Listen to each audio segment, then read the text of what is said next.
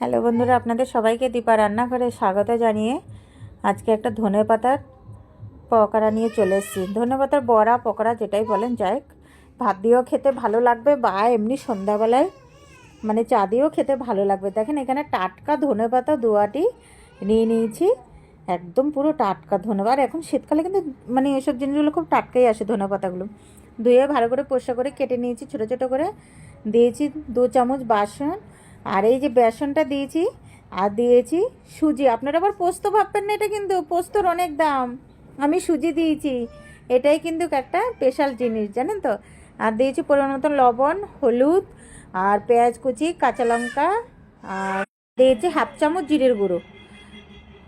জিরের গুঁড়ো দিয়েছি হাফ চামচ, আর দিয়েছি হাফ চামচ গোটা জিরে, আর 2 চামচের মতন তেল দিয়েছি। এবার ভালো করে মিক্স করে সবকটা উপকরণকে একসাথে মিক্স করে নিয়েছি। নিয়ে হালকা অল্প অল্প জল দিয়ে আমি এটাকে ভালো করে একটা মানে মেখেছি। মেখে দেখেন, এ দেখেন পোস্তটা, সরি, এটা পোস্তর মতন লাগছে না, সেটা কিন্তু পোস্ত না বন্ধুরা, সুজি। এটা খুব সুন্দর হয়েছে খেতে, জানেন তো। আপনারা একবার হলেও এভাবে করে দেখবেন আমার মতন, খুব ভালো লাগবে আশা করি।